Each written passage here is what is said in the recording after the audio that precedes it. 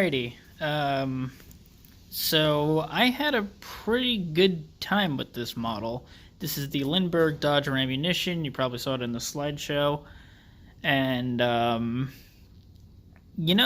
I had a bunch of problems towards the end of the build, but I actually really, really like this kit. This kit was really, really fun. It was just, I could have copied the box and made it all black, but I decided not to and just make it my own. The only thing I made all black was the frame. I thought that kind of suited it, but yeah, I decided to go sublime green with it to, it's a Dodge. It's gotta be sublime green, I guess. Actually shows up darker on camera than how it actually is. This is probably one of the best monster truck models because it is actually 1/24th scale.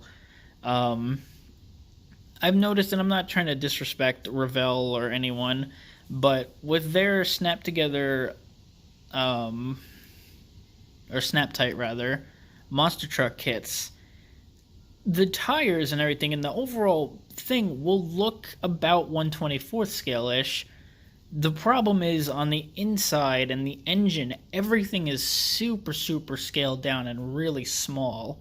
And I'm not bashing them, and I know why, because it's a snap-together kit. It's obviously, the way that they even show it in the picture, to build and play, it's meant for kids. They don't care about detail, but for people who really want to do a lot of details, it's kind of bad when you tell them it's 1/24th scale and it's more like a 1/32nd scale model. I don't know. I'd be curious to put both of them side by side to see how Revell's 1/24th scale, like Gravedigger or something, compares to something like this. I'd love to see that. Problems that I ran into towards the end were the wheels and tires going on. They are not perfect.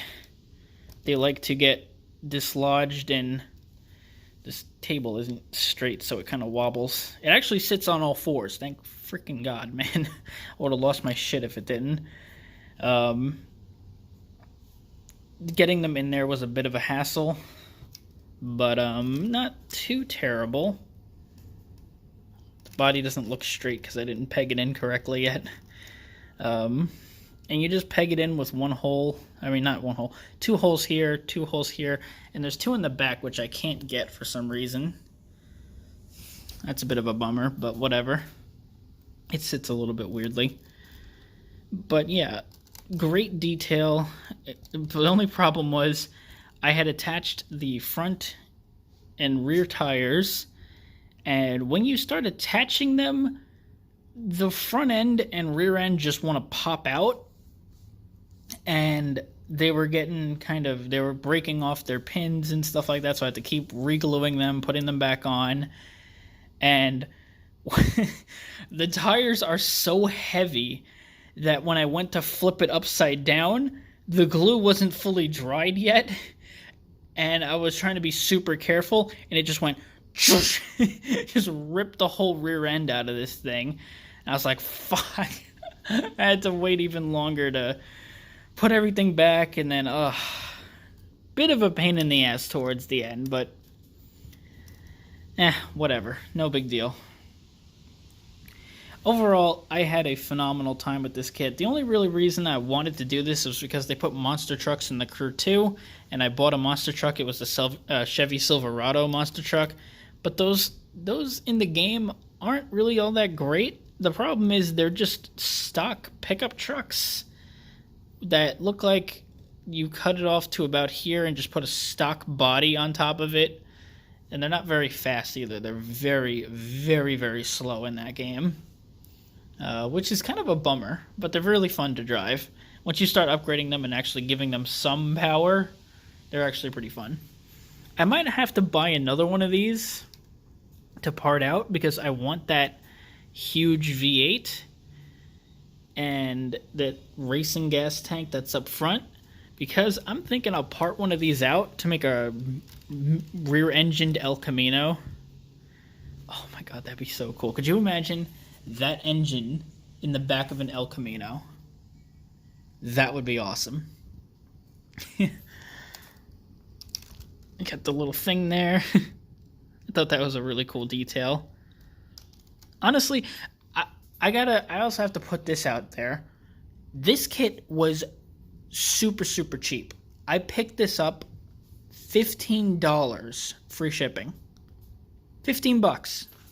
For this, it's a monster. It's huge. Well, I guess that's the name, monster truck. Yeah, Mike, you put that together. Anyway,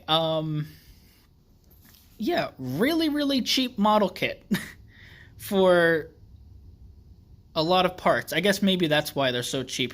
People look at how many parts are included in this kit and just go, I ain't fucking with that. Fucking take this shit. I'll give you it for free. You see how much shit you got to paint? Hell no.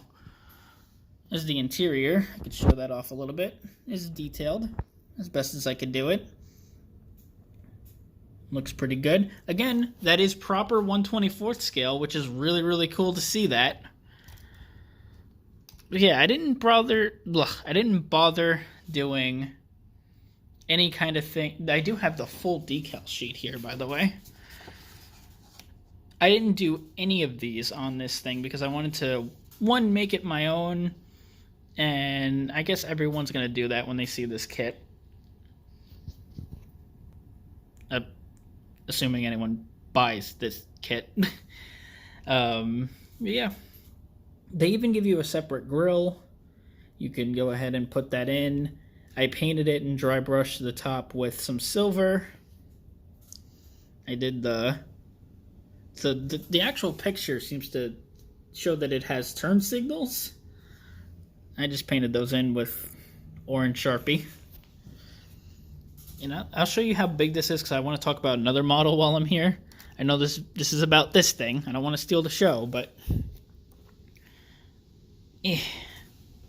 this thing, which I don't even know if I'm ever going to show off in a video, 72 Ford Torino, I believe, which I originally, the plan for this was to build it up completely stock, like box stock from the kit, but I wanted to make it look like it was just raced at, you know, whatever the hell, wherever NASCAR track.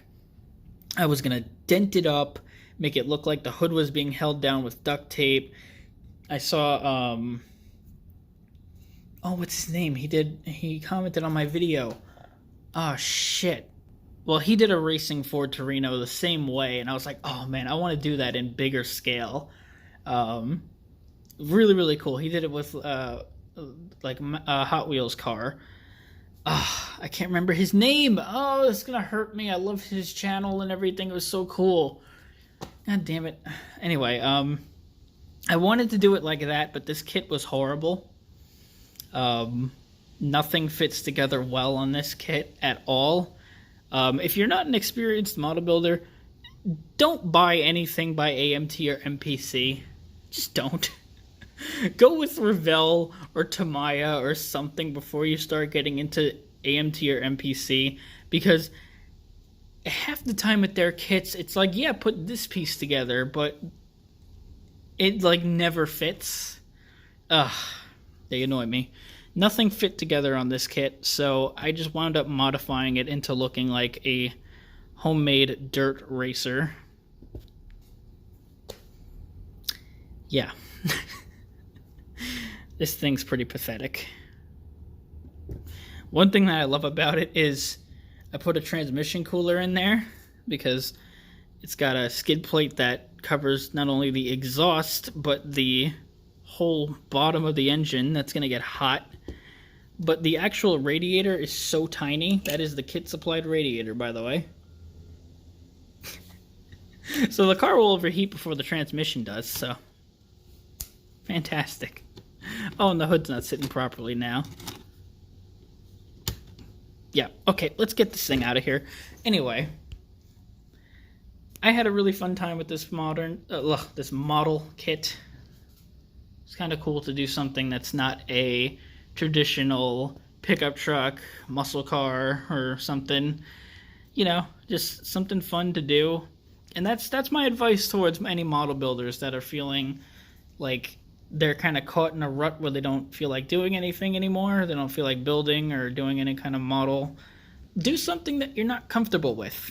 You know, I wasn't comfortable building a model kit of a monster truck. I never did a monster truck ever. try it, you know? Do something different.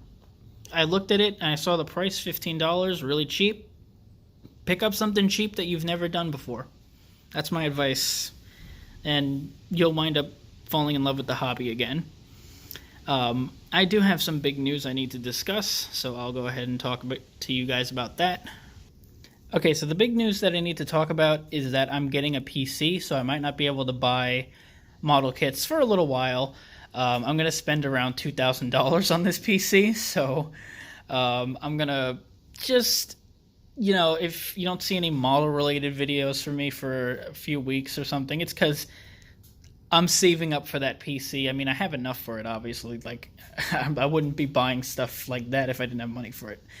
Anyway, the reason why is because I had like this little tablet thing that I've been using for the past couple of years. It's half tablet, half computer. It's not a Surface, a Microsoft Surface. It's a HP like version of that. It has a thing that the keyboard detaches. That thing was $90, and I've had it for about 3 or 4 years now, and it's pretty much on death row. It black screens. It boots up to a black screen. It will when it does actually boot up normally, it will just flash when you load up Google Chrome. It'll just close it out, or it'll just go to a white page with nothing. Half the time, if you manage to start watching a video on it, it'll just go like halfway through the video like, oh, I don't want to load anymore, and it'll be like something went wrong, or it'll just close out Google Chrome entirely. So I'm sick of it. And with PS5 and Xbox Series X right around the corner, I think they're supposed to come out like next month. I mean, fuck. That is really quick. I don't know what the hell I want. I want to do Xbox, but at the same time, if I buy a PC, I'm also getting something I could watch movies and videos on like I normally do. And I could also have something that can run games on it, which is fantastic. It's like a win-win, basically. So before I figure out if I ever want to get another console again, I think it's a safer bet to go for a PC right now. Because I don't know what the hell the Xbox Series X is going to be like. I don't know what the hell the PS5 is going to be like. If I even want to go to PlayStation again, probably not. Yeah, so I just needed to get that out of the way and just tell you guys what's been going on with my life. So, yeah. Hope you guys enjoyed, and if you guys stuck around to actually hear this, you guys are awesome. Thanks, everyone, for supporting me and saying that I'm, you know, doing a good job, because I work my ass off on these things, and I have a great time. So, yeah, keep building models, and have fun, and stay safe out there.